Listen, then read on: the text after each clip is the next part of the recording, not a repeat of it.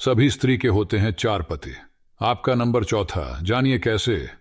आपको शायद यकीन न हो, लेकिन सच तो यही है कि हर महिला के 4 पति होते हैं और आप चौथे नंबर पर हैं।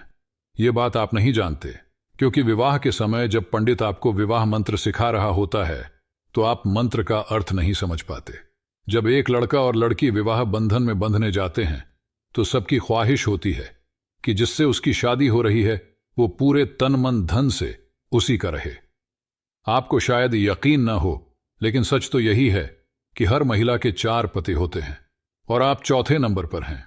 यह बात आपको इसलिए नहीं पता है क्योंकि शादी के समय जब पंडित आपको विवाह मंत्र सिखा रहा होता है तो आपको उस मंत्र का मतलब समझ नहीं आता है। यदि आप मंत्रों को ठीक से जानते हैं तो आपको पता चलेगा कि विवाह के समय मंडप पर बैठने वाला दूल्हा चौथे नंबर पर होता है। इससे पहले उसकी पत्नी का स्वामित्व 3 लोगों को सौंप दिया जाता है। दरअसल वैदिक परंपरा में नियम है कि एक महिला अपनी इच्छा से 4 लोगों से शादी कर सकती है। इस नियम को ध्यान में रखते हुए स्त्री को विवाह की सीमा में रखने के लिए विवाह के समय स्त्री का प्रतीकात्मक विवाह 3 देवताओं के साथ किया जाता है। कन्या को पहले चंद्रमा को, फिर विश्वावसु नामक गंधर्व को, फिर अग्नि को और अंत में अपने पति को सौंपा गया। इसी वैदिक परंपरा के कारण द्रौपदी 1 से अधिक पतियों के साथ रहती थी। फिर भी कर्ण ने केवल एक कारण से द्रौपदी को वेश्या कहकर उसका अपमान किया। द्रौपदी ने उस समय की परंपरा से परे जाकर 5 पुरुषों को अपने पति के रूप में स्वीकार किया।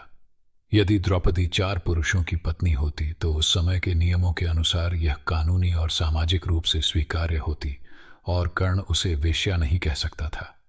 एक स्त्री के 4 पति हो सकते हैं।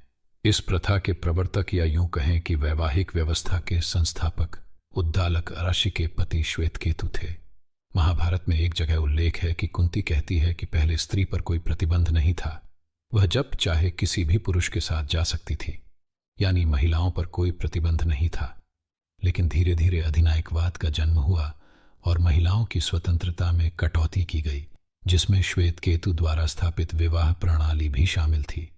श्वेतकेतु ने स्त्रियों की स्वतंत्रता को कम करने का कार्य किया, क्योंकि एक बार उसने अपनी मां को किसी अन्य पुरुष का आलिंगन करते हुए देख लिया था।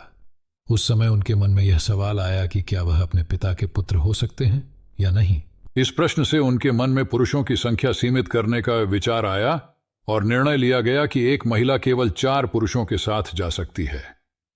इस व्यवस्था के पीछे मंशा यह थी कि कबीले और समुदाय के प्रत्येक पुरुष की एक पत्नी हो सके। वीडियो अच्छी लगे तो हमें सब्सक्राइब करें।